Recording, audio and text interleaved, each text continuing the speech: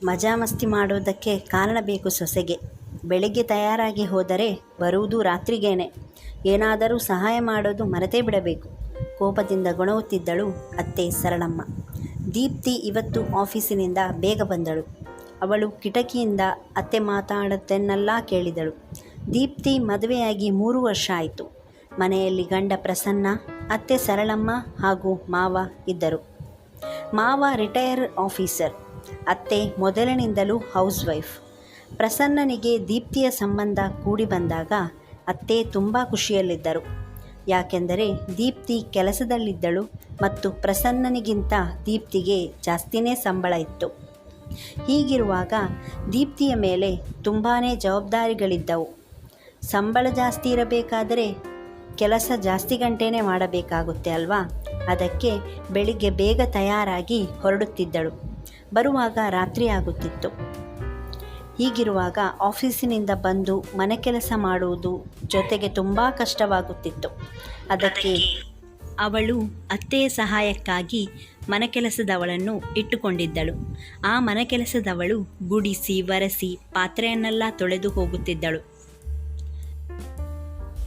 ದೀಪ್ತಿಗೆ ಮನೆ ಕೆಲಸಕ್ಕೂ ಅಡುಗೆ ಕೆಲಸಕ್ಕೂ ಕೆಲಸದವಳನ್ನು ಇಡುವುದಕ್ಕೆ ಮನಸ್ಸಿತ್ತು. ಆದರೆ ಅತ್ತೆ ಸಿಟ್ಟಿಗೆದ್ದರು. ನಾನು ಯಾರ್ಯಾರೋ ಮಾಡಿರೋ ಅಡುಗೆ ತಿನ್ನಲ್ಲ ಅನ್ನೋದಕ್ಕೆ ಶುರು ಮಾಡಿದರು. ಅದಕ್ಕಾಗಿ ಇಡಲಿಲ್ಲ. ಸರಳಮ್ಮನವರ ಮುಖದಲ್ಲಿ ಕೋಪ ಎದ್ದು ಕಾಣುತ್ತಿತ್ತು. ಅವರು ಅವರ ಸ್ನೇಹಿತರೊಂದಿಗೆ ಒಮ್ಮೊಮ್ಮೆ ಹೀಗೆ ಕೂಗಿ ಹೇಳುತ್ತಿದ್ದರು, ಹೊರಗೆ ಹೋಗಿ ಕೆಲಸ ಮಾಡುತ್ತಿದ್ದಾಳೆ, ಆದರೆ ಅದರಿಂದ ನಮಗೆ ಏನೂ ಪ್ರಯೋಜನ ಇನ್ನೂ ಇಲ್ಲ. ಇನ್ನು ನೆರೆಹೊರೆಯವರು ಹೀಗೆ ಕೇಳುತ್ತಿದ್ದರು, ಸರಳಕ್ಕ ನಮಗೆ ಸಿಹಿ ಸುದ್ದಿ ಯಾವಾಗ? ನಿಮ್ಮ ಸೊಸೆ ಸಿಹಿ ಸುದ್ದಿ ಯಾವಾಗ ಕೊಡುತ್ತಾಳೆ? ಅದಕ್ಕೆ ಸರಳಕ್ಕ ಬೊಬ್ಬೆ ಹಾಕುತ್ತಾ ಹೇಳಿದಳು, ಈಗಿನ ಸೊಸೆಯಂದಿರು ನಮ್ಮ ಮಾತು ಎಲ್ಲಿ ಕೇಳುತ್ತಾರೆ? ದೊಡ್ಡವರ ಮಾತಿಗೆ ಬೆಲೆನೇ ಇಲ್ಲ.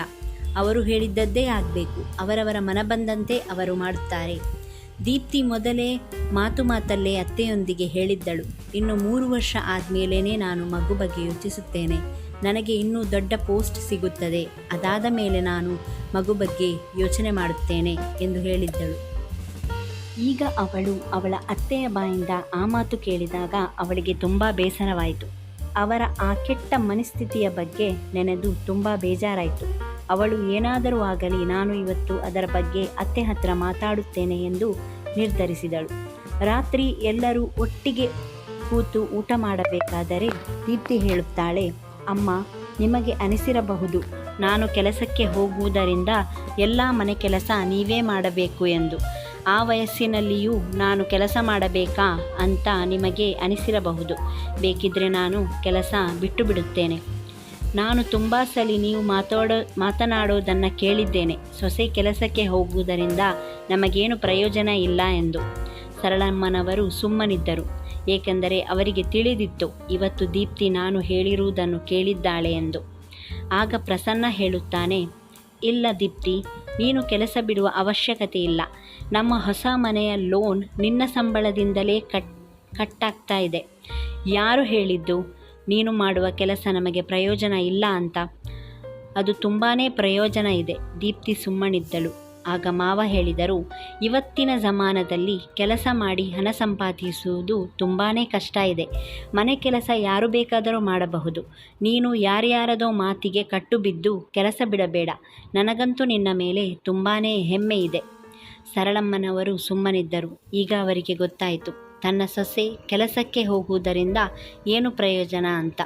ದೀಪ್ತಿಗೆ ಎಲ್ಲರೂ ಅವಳ ಸಪೋರ್ಟ್ ಮಾಡಿದ್ದು ಮತ್ತು ತಾನು ಕೆಲಸ ಮಾಡುತ್ತಿರುವುದು ಗಂಡನಿಗೆ ಮತ್ತು ಮಾವನಿಗೆ ಹೆಮ್ಮೆಯ ವಿಚಾರ ಎಂಬುದು ಅವಳಿಗೆ ತಿಳಿದು ತುಂಬಾ ಖುಷಿಯಾಯಿತು.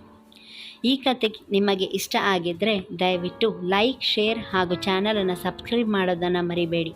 ಧನ್ಯವಾದಗಳು.